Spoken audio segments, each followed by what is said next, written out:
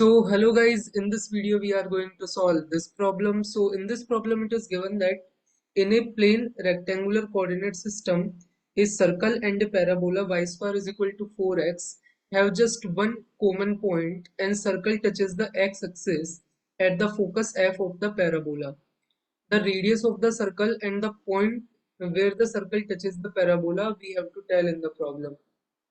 So there is a parabola and there is a circle, and the circle touches the x-axis at the focus of the parabola, and there is just one common point between circle and the parabola. Just one common point. So we have to tell the radius of the circle and the point of contact. So this is the problem. So let's see how we can do this. So first of all, you see the options. So the point of contact options are given as positive. So let's see this figure. So this is our parabola y square is equal to 4x, and this point of contact you can see in the problem, these coordinates are positive. So we are considering this circle in the above x-axis, like y greater than 0 part. The circle can also be below, there is no problem, but in the question the coordinates are positive for point of contact. So that's why I am considering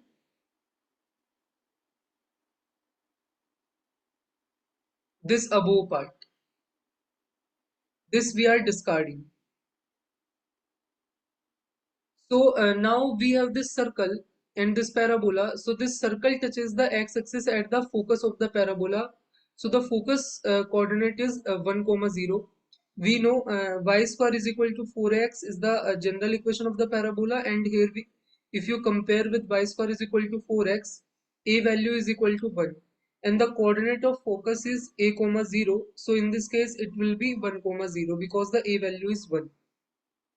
So now we know the focus, and the circle touches the x-axis at this point, and there is only one common point between this parabola and this circle, which is this point. So this point coordinate we have to find out, and what is the value of this radius that we also have to find out. So let's see how we can find out these two values. So if you consider the circle touches the x-axis at 1 comma 0, and this is the center of the circle. So uh, from the point of contact where it is touches the x-axis and this center, the y coordinate distances are, because you see this distance is r and this x coordinate is 1. So this point coordinate, which is the center, it is 1 comma r, because the x coordinate is this and y coordinate is this radius. So this point coordinate is 1 comma r. So this is the center of the circle. So this is the center of the circle.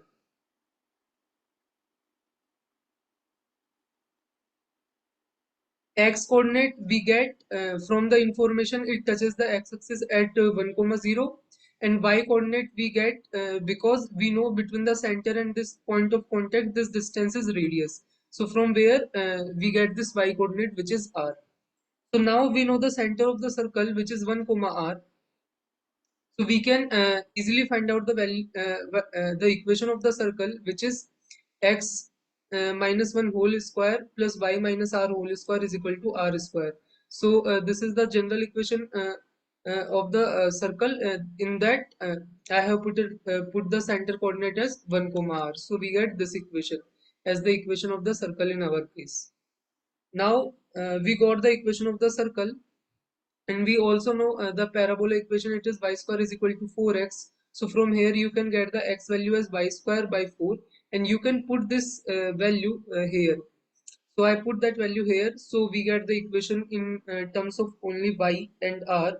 So this will become like y square by 4 minus 1 whole square plus y minus r whole square is equal to r square. And we know y is greater than 0 in our case because we are only considering this upper circle, and this is the point of contact. So you open this square, so it will become like y square by 4 whole square plus 1 minus 2 times y square by 4 plus y square plus r square minus 2yr is equal to r square.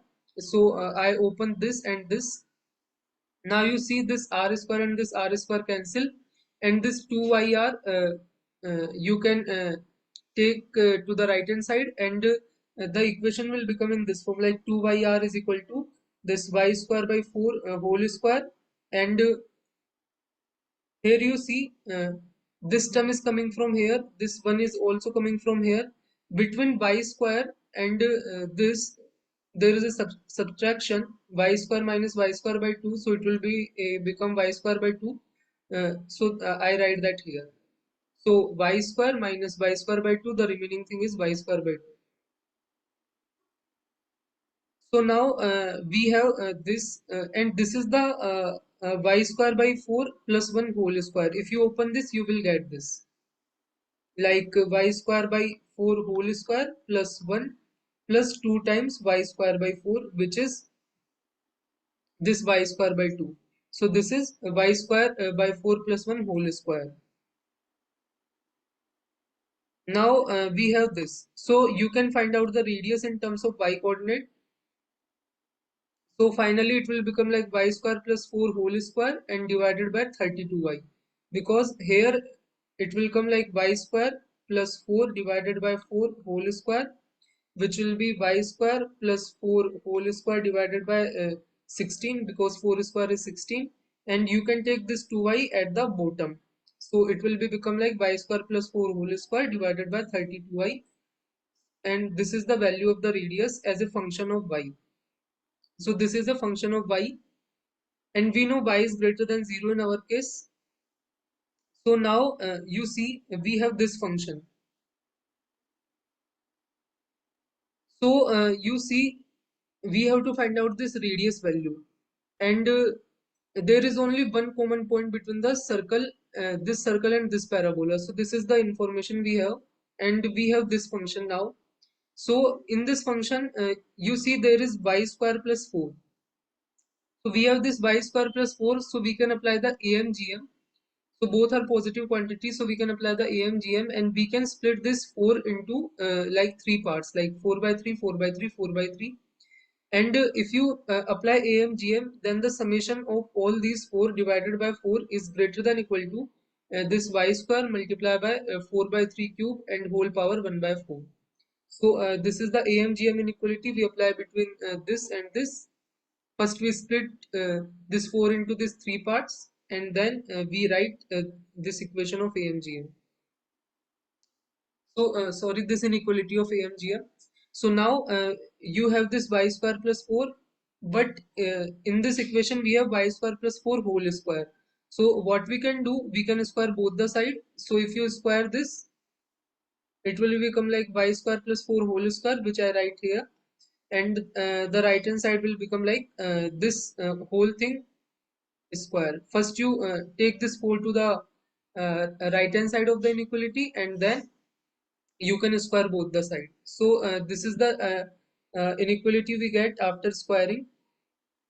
Now you see here we also have this 32y, and I denote this function as a f of y. So we can write that this f of y is this function, and this function is greater than equal to this 1 by 32y. And in the place of y square plus 4 whole square, I use AMGM inequality, and I know this thing is always greater than equal to this thing. So we use that inequality, and I write this inequality here. So we know this f of y function is greater than equal to this whole thing. Now you open this, so this 4 will become like 4 square, because here we have square, and this power 1 by 4 will become like 1 by 2. Now this y square and power half, this will become like y, and this will become like 4 by 3 power 3 by 2. So this we have. Now this y and y cancel, this 4 square and 32, so the remaining thing is only 2. So now we have this f of y is greater than half multiplied by this 4 by 3 power 3 by 2. So why we use the AMGM inequality? Because we have to find the minimum value, and by using that we and this function is the function of y. You see here is the function of y, and by using AMGM inequality, we eliminated this y. And by eliminating this y, we can find the minimum value this function can have. So this f of y is greater than equal to this number, which is like 4 is you can write 2 square, so 2 square power 3 by 2. And this 3 you can write root 3 square, and this power 3 by 2. So you have like 2 cube and root 3 cube. This same number is this. So 2 cube and root 3 cube, and 2 cube is 8, and 8 multiply 8 divided by 2, it will become like 4, and this will become like 3 root 3. So now we can say that this f of y is greater than 4 divided by 3 root 3, which you can also write in this way like 4 root 3 by 9 by multiplying by root 3 in the numerator and the denominator. So now we eliminated the y and also find out the minimum value this f of y can have. So this is the f of y minimum value. So now you see this radius we have to find out. So this is the smallest circle, and so this is the smallest circle possible which have this only one contact point here. So we have to find the minimum value of the radius. So we have to find the minimum value of this function, because we know this radius is f of y, so we have to find the radius minimum value. So we have to find this f of y function minimum value. So you see in this figure why we are considering minimum value, because this is the smallest circle possible, which touches the circle only at one point.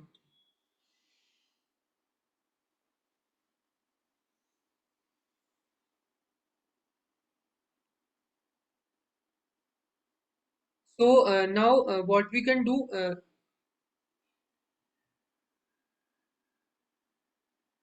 we know minimum value of this function is 4 root 3 by 9, and this will come when the all quantities in the AMGM are equal. Like we apply between AMGM between y square and 4 by 3, 4 by 3 and 4 by 3. So when this y square is equal to this 4 by 3, we get minimum value.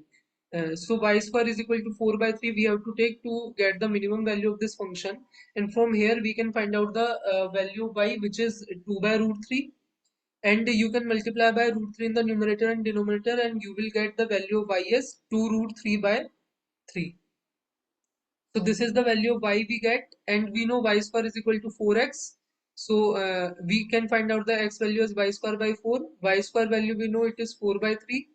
So x value we get as 1 by 3. So the coordinate of the point of contact we get as 1 by 3 comma 2 root 2 by 3, and radius we get as 4 root 3 by 9, which is the minimum value of this function, and this function we know it is equal to the radius. So the minimum value of the radius we get as 4 root 3 by 9. So in this way, if you see the option, so the radius is equal to this 4 root 3 by 9, and the point of contact is 1 by 3 comma 2 root 2 root 3 by 3. So in this way we can solve this problem. So this A and B option are correct.